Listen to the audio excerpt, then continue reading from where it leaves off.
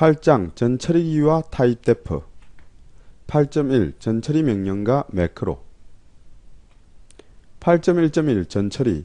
우리가 소스 코드를 작성하게 되면은 이 소스 코드를 가지고 다이렉트로 컴파일을 하는 것이 아니라 중간 단계에 어떤 처리를 해주게 됩니다. 그 처리 중에 대표적인 것이 바로 전처리 매크로입니다. 이 전처리 매크로들을 처리해서 중간에 전처리를 하게 됩니다. 그리고 나서 소스 코드를 다시 작성을 하게 됩니다. 이 소스 코드가 재작성된, 컴파일하기 좋은 상태로 재작성된 소스 코드를 이용해서 우리는 컴파일과 링킹 그리고 다시 실행을 하게 되는 것입니다. 최종적으로 컴파일과 링킹이 되고 나면 하나의 프로그램이 완성되고 이 프로그램을 실행하면 하나의 프로그램이 실행되는 것입니다. 여기서는 전처리 매크로라 불리는 샵 디파인이라든지 샵 인크루드와 같은 전처리에 쓰이는 전처리 매크로들에 대해서 알아보려고 합니다. 8.1.2 문자열 치환.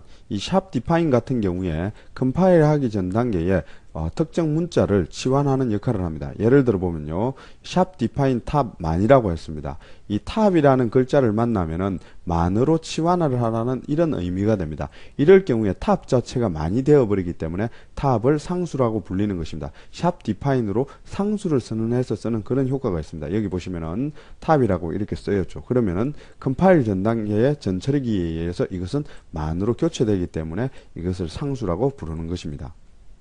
결국 전처리기를 거치고 나면은 이와 같이 탑은 만으로 변경된 뒤에 컴파일러에 들어가게 됩니다. 그렇기 때문에 탑 자체는 하나의 상수적인 역할을 하게 되는 것입니다. 샵 디파인으로 문자열을 치환할 수도 있습니다. 여기에 샵 디파인 wow1이라고 하고 문자열을 이렇게 입력을 하면은 wow1은 이 문자열로 치환이 됩니다. 그리고 이것을 여러 줄로 표현하기 위해서는 끝부분에 엔터 끝부분에 이와 같이 역슬래시로 붙여주면은 전체 한 줄로 취급되게 됩니다. 하지만 샵 디파인으로 문자열을 치환할 때 여러 줄에 걸쳐서 이와 같이 공백을 넣으면은 이 공백조차도 문자열에 포함이 됩니다. 그렇기 때문에 여러분들이 여러 줄에 걸쳐서 쓸 때는 이와 같이 왼쪽 정렬로 맞춰서 쓰는 것이 일반적입니다. 그리고 만약 공백이 상관없다면 넣어도 상관은 없겠죠. 8.1.3 매크로 함수. 이 샵 디파인으로 문자열을 치환할 때 매개 변수를 줄 수가 있습니다. 이 매개 변수를 이용한 치환의 기법의 경우 이것을 매크로 함수라고 부릅니다. 예를 들어서 샵 디파인 스퀘어 x라고 하면은 여기에 x 곱하기 x가 처리됩니다. 여기에서 x가 매개 변수로 들어오면 이 매개 변수를 이용해서 조합을 해서 문자열을 치환을 하게 됩니다. 예를 들어 보면은 s 이꼬르 100이라고 했습니다. 그리고 스퀘어 s라고 했습니다. 이렇게 되면은 s가 들어오면은 이 s를 가지고 s 곱하기 s로 만들어서 a 할당하게 됩니다. 그래서 여러분들은 치환을 할 때 매개 변수로 들어온 이 값을 이용해서 치환을 하는 것이 됩니다. 매크로 함수를 사용할 때 주의할 점이 있습니다. 예를 들어서 이와 같이 스퀘어 매크로는 동일합니다. 여기에서 매개 변수로 주어지는 것이 이와 같이 식 형식으로 주어질 경우에 s 플러스 5가 주어지면 이 s 플러스 5가 여기에 할당되겠죠. 그리고 여기에도 할당될 겁니다. 그러면은 이와 같은 형식의 하나의 식이 완성될 겁니다. 하지만 이것은 연산자 우선순위에 의해서 이 가운데가 먼저 연산이 이루어집니다. 우리가 원했던 것은 s 플러스 5와 그리고 다시 s 플러스 5가 곱셈이 되는 건데 가운데부터 연산이 이루어졌기 때문에 이것은 오류가 발생하는 것입니다.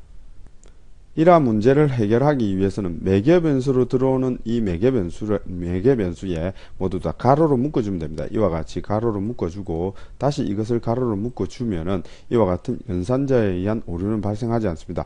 여기 보시면 가로로 묶어주었기 때문에 s 더하기 5, s 더하기 5의 곱셈이 이루어져서 정상적으로 연산이 됩니다.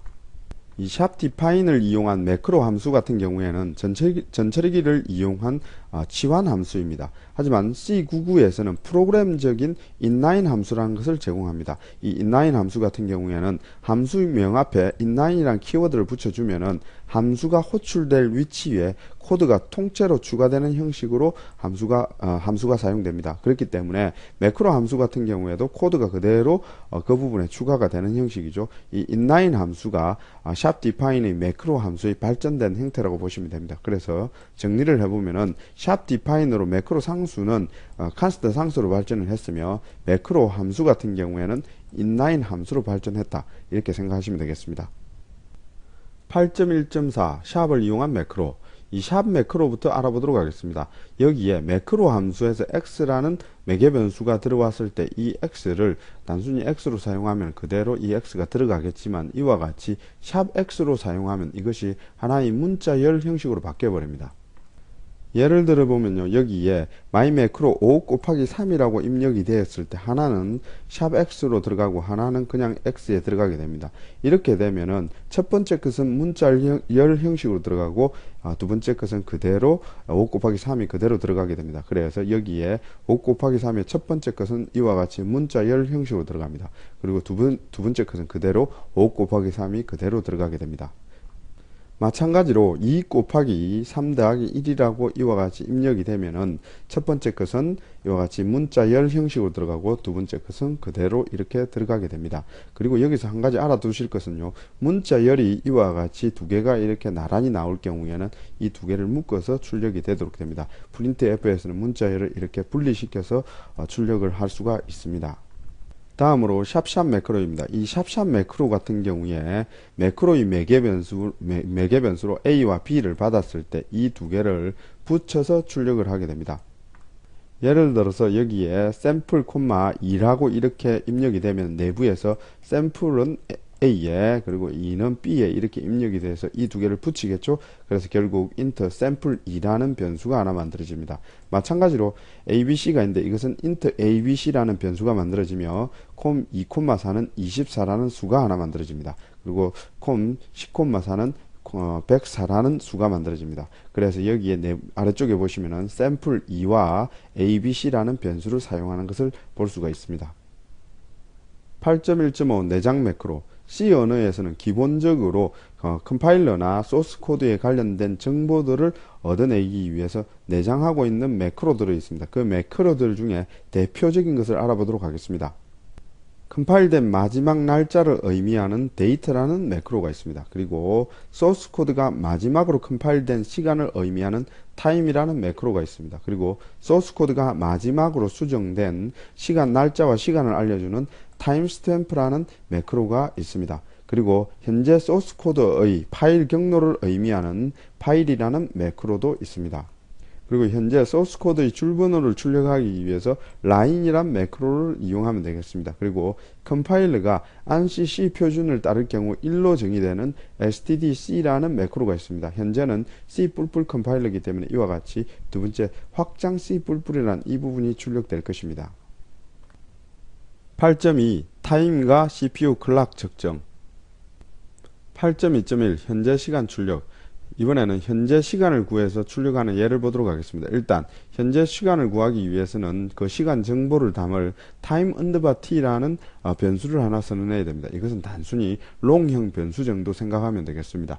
이 변수를 선언한 뒤에 time이라는 함수를 이용해서 현재 시간을 얻어내면 되겠습니다. 그래서 now를 매개 변수로 넣어주고 time이라는 함수를 호출하면은 1970년부터 1월 1일부터 경과한 초시간을 얻을 수가 있습니다. 그래서 그 초시간을 출력해 보면 되겠습니다. 앞에서 얻은 시간을 로컬 타임으로 변환하기 위해서는 그 시간을 로컬 타임이라는 함수의 매개 변수로 넣어주면 됩니다. 이렇게 하면은 시간 구조체인 TM 구조체 형식으로 데이터를 넘겨주게 됩니다. 이 TM 구조체를 분석을 하면은 년, 월, 일 같은 정보를 얻어낼 수가 있습니다. 시간 구조체에 TM underbar years에 1900년을 하면은 현재 연도를 얻을 수 있으며, 그리고 TM underbar month이라고 하면 현재 월을 얻을 수가 있습니다. 월은 0월부터 시작하기 때문에 1을 더해주고 있습니다. 그리고 mday와 hour, min, sec 같은 걸 이용하면은 시간 정보들을 구체적으로 얻어낼 수가 있습니다.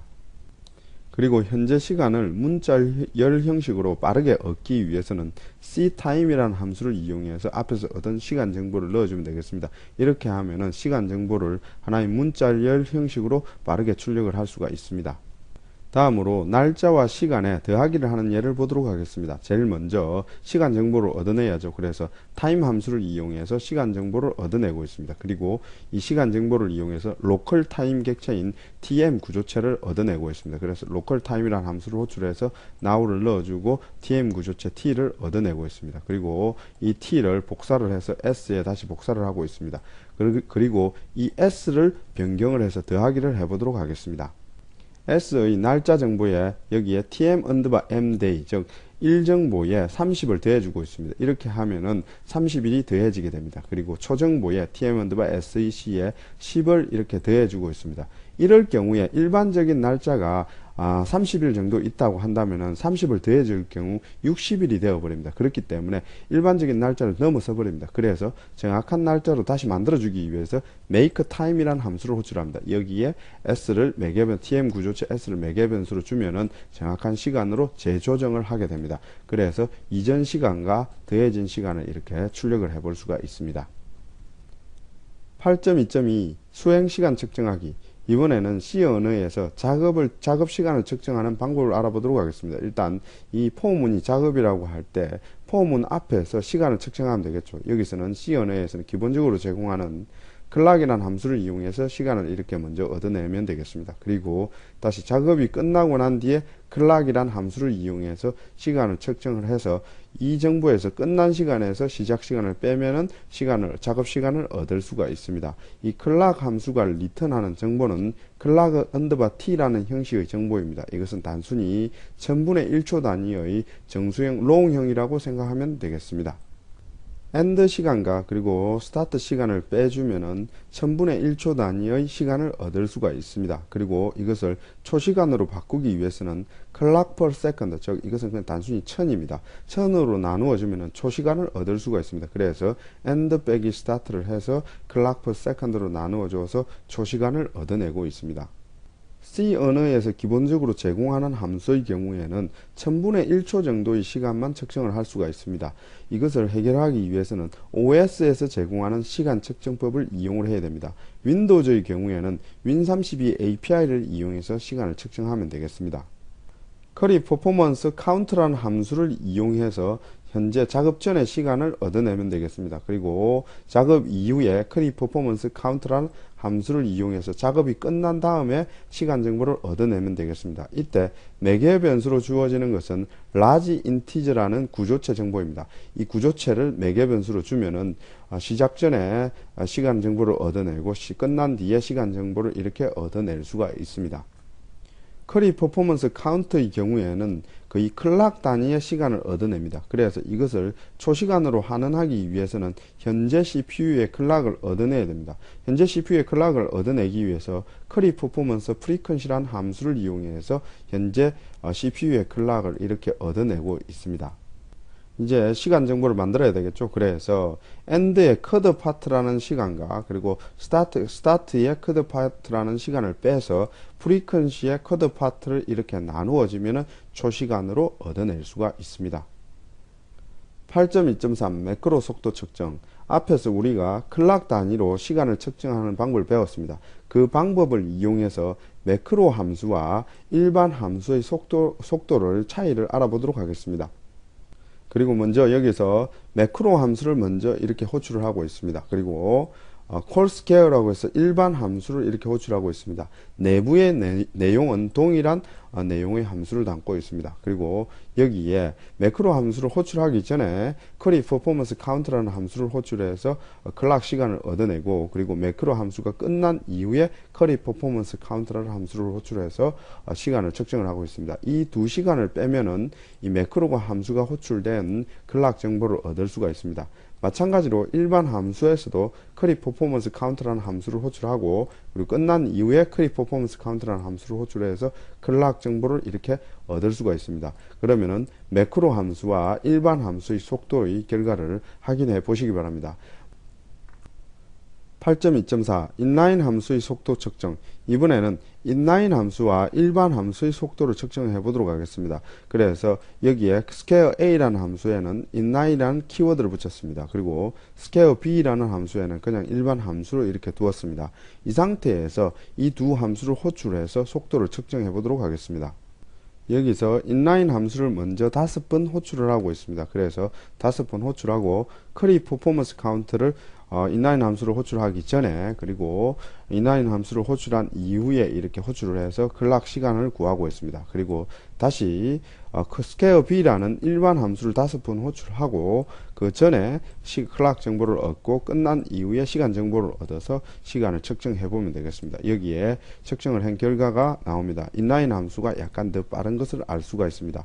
여기서는 C++ 컴파일러에서 inline이라는 키워드를 제공해 주기 때문에 C++ 문법을 사용하기 위해서 이 소스 코드의 확장자를 .cpp로 변경을 해서 사용을 했습니다.